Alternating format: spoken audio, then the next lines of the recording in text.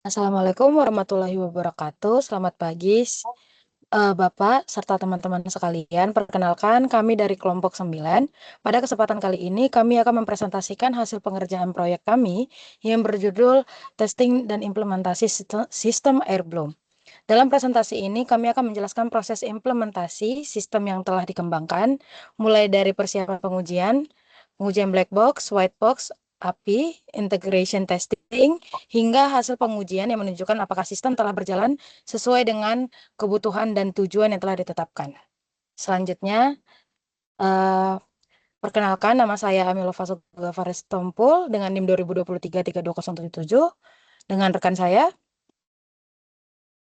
Saya Elizabeth Hermina Tania Tanah Boleng dengan NIM 2023-32054. Dan saya Helen Kijana Sihaan dengan NIM 2023-32035. Slide pertama yaitu ada ringkasan proyek. Yang pertama itu adalah latar belakang. Kualitas udara merupakan salah satu faktor penting yang mempengaruhi kesehatan dan kenyamanan sivitas akademika. Namun, informasi kualitas udara di lingkungan kampus belum tersedia secara real time dan mudah diakses. Oleh karena itu, dikembangkanlah Airbloom, sebuah sistem informasi berbasis web yang membantu memantau kondisi kualitas udara secara cepat dan informatif.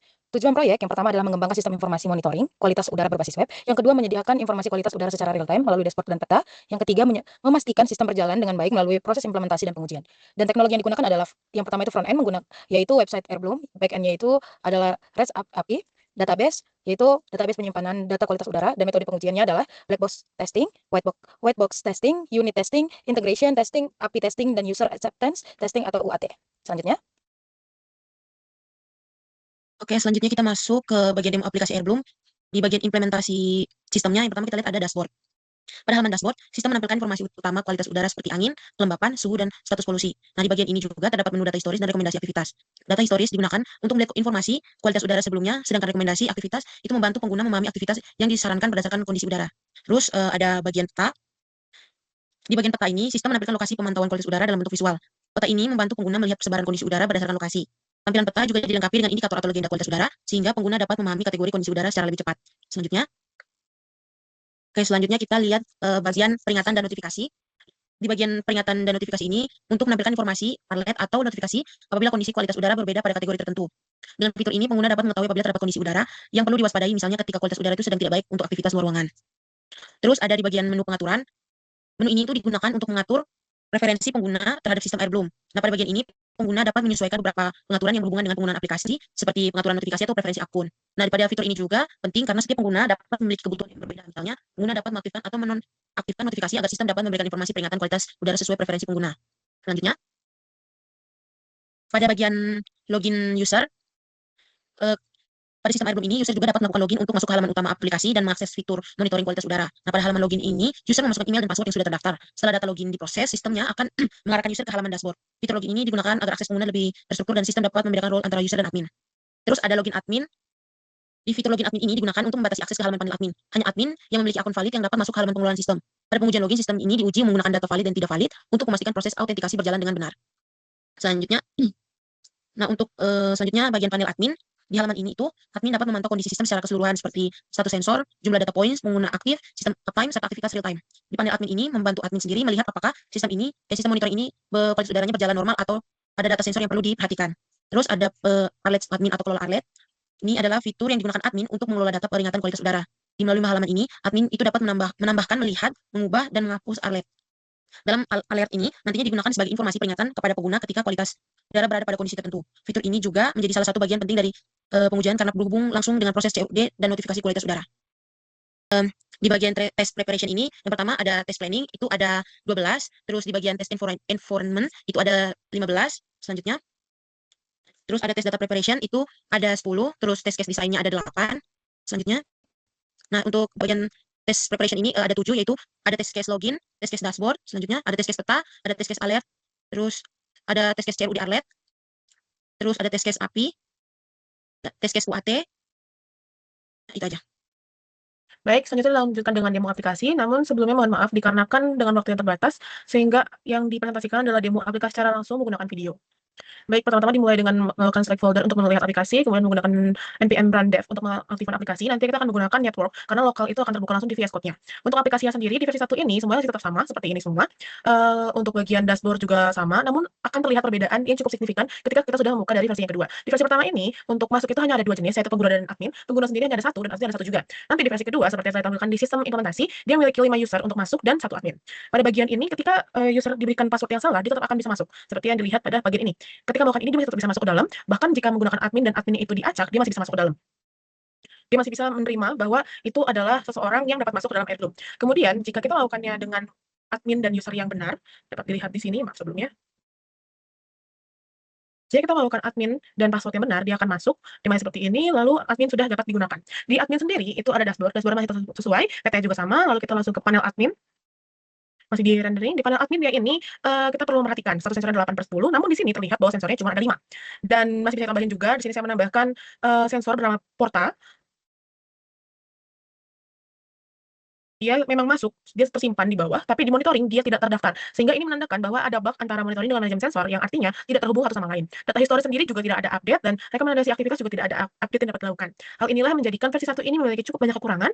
Lalu di kelola alert juga dapat dilihat, dia itu dapat menambahkan dan menghapus saja, tanpa ada unsur dari CRUD, yang dimana create, reupload, update, dan delete. Yang dimana nantinya, itu akan diperbaiki di versi yang kedua.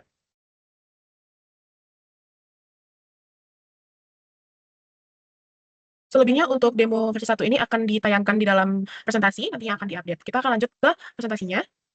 Hasil dari demo aplikasi yang pertama, yaitu unit testing, di sini berupa 29 ID testing, yang dimana terdapat beberapa hal yang dites. Yang pertama adalah loginnya, dashboard, peta, kemudian ada monitoring, history, sensor, alert, dan pengaturan serta rekomendasi aktivitas. Hal ini dapat dilihat secara keseluruhan pada tabel di sini, dan terdapat dengan jelas ada beberapa hal yang fail, nantinya akan masuk ke rejected atau defect report. Failnya di sini salah satunya di login user, di materi saya sudah menjelaskan bahwa sistem harusnya menolak, namun dia tetap mengizinkan untuk login sebagai user, walaupun yang di-input salah. Kemudian untuk tombol setting sendiri tidak dapat digunakan, nanti di versi kedua kita akan update itu. Lalu peta tidak menampilkan informasi AKI pada setiap zona kualitas udara, di mana nantinya itu juga akan diupdate. Pada monitoring ini akan terhubung, pada history akan mendapatkan search yang baru, sensor juga akan terintegrasi dengan monitoring, alert akan menerima CRUD yang baik, di mana dia dapat diedit, dia dapat dikembangkan, dan dapat ditarik ataupun dirilis. Kemudian untuk integration testingnya sendiri ada 4 hal yang perlu diperhatikan. Yang pertama berada di dashboard, kedua di monitoring, ketiga di notifikasi user, dan yang keempat berada di notifikasi. Kemudian untuk defect reportnya bertotal 14 bug yang nantinya akan diupdate di versi kedua. Kita akan melihat bagaimana versi kedua. Oke, di versi kedua ini seperti yang tadi dimulai dengan npm run dev, nantinya dia akan langsung rilis menggunakan network juga pastinya. Nah, di sini langsung terlihat ketika awal-awal kita buka rata-rata AKI-nya adalah 0, yang dimana ini menggunakan data real time yang lebih betul, menggunakan website bernama Waki yang mengintegrasikan mengenai sensor udara di daerah seluruh dunia. Di sini saya menggunakan daerah Jakarta. Ketika kita biarkan dia melakukan pentotalan, akan terlihat bahwa rata-rata AKI yang sebenarnya ada 107, yang dimana berarti datanya menggunakan data yang benar dan secara real time. Lanjut bagian peta, di sini petanya sudah diintegrasikan dengan benar sesuai dengan dashboard, yang dimana data kuota saudara aktualnya dapat terlihat baik itu AKI-nya, kelembapannya, dan terakhir barunya kapan. Dan juga dapat dilihat secara detail di AKI CN. Kemudian kita lanjut ke bagian peringatan. Peringatan ini memang sedikit lama compilingnya, di mana dia akan langsung terlihat apa yang terupdate, bagian pengaturannya juga masih sama. Yang berbeda adalah bagian login, di mana loginnya sendiri terbagi antara 2. Yang pertama adalah login user, kedua login admin. Yang login usernya ada 5 user dengan yang password yang berbeda, login adminnya terdapat 1 user dengan 1 password. Untuk bagian user ini ketika di try, kita menggunakan password yang benar, dia bisa masuk. Tentunya ketika menggunakan password yang berbeda, misalkan seperti ini digunakan yang berbeda ya, dia menggunakan password dari user 4. Ketika dimasukkan, user tidak dikenali. Ketika melakukan hal yang sama dengan password yang berbeda juga, dia akan memprint out bahwa email atau kata sandi salah. Di bagian adminnya itu jika melakukan kesalahan dalam penulisan sedikit saja, dia tidak akan menerima, user tidak dikenali, dan jika benar, dia akan masuk sebagai admin. Yang dimana adminnya ini akan langsung diteleport ke dashboard admin atau panel admin.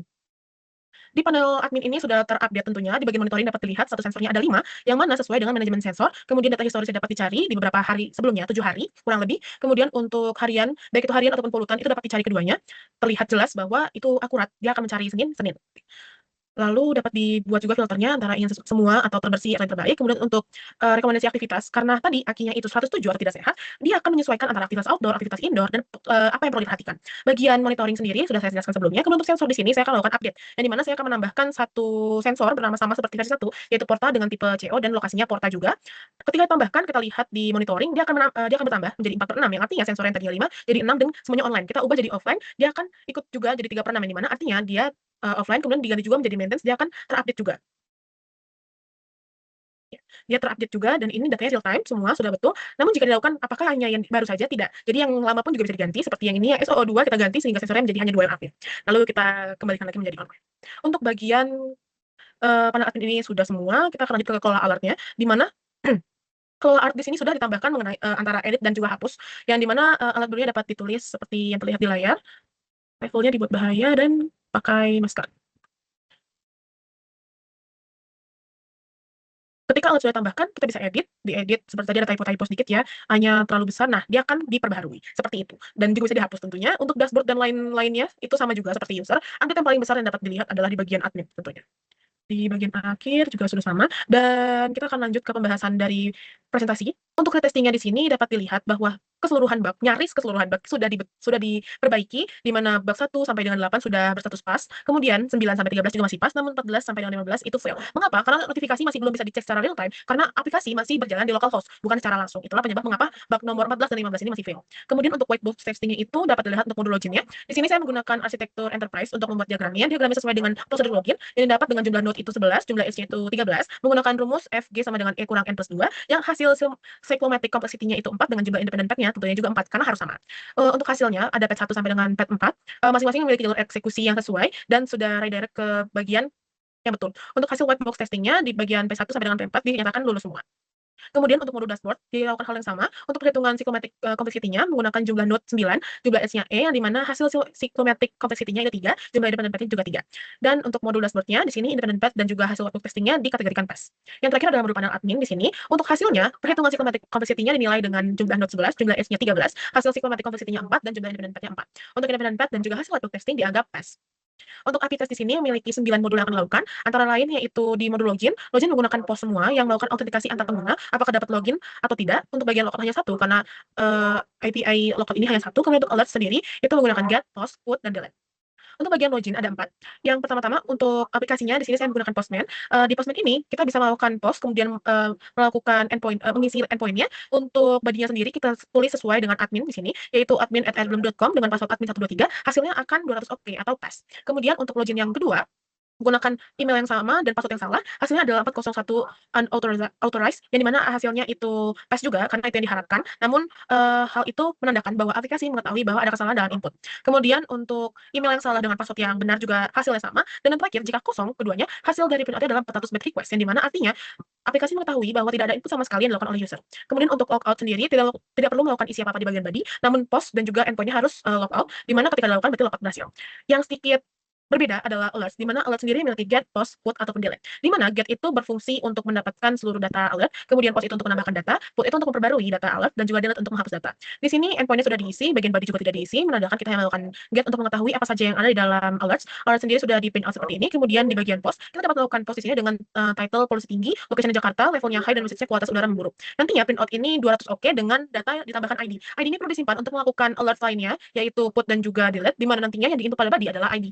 Untuk bagian put di sini, ID-nya tetap disesuaikan, namun isi dari title, location, level, dan message dirubah. Sehingga alert nanti akan berhasil diperbarui. Dan terakhir, kita hanya perlu masukkan ID-nya, ID yang telah kita dapatkan tadi, kemudian menggunakan delete, dan akhirnya adalah alert berhasil dihapus. Sekarang di bagian user acceptance testingnya kita melihat beberapa fitur yang sudah dijelaskan itu menghasilkan hasil ya, yang begitu juga di login berhasil, dashboard juga menampilkan kualitas udara sesuai data, monitoring juga menampilkan data sensornya, data informasi juga berhasil ditampilkan, logout juga menunjukkan berhasil, login admin juga berhasil, dashboard adminnya juga berhasil, monitoring juga berhasil, begitupun dari kelola data sampai logout itu kembali.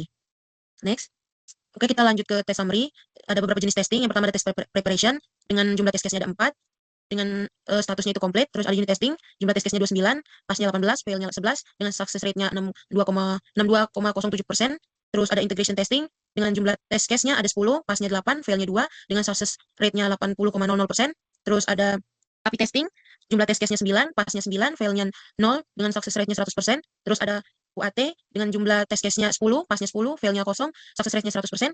Terus ada white box testing dengan test case-nya 11, pasnya 11, fail-nya 0, success rate-nya 100%.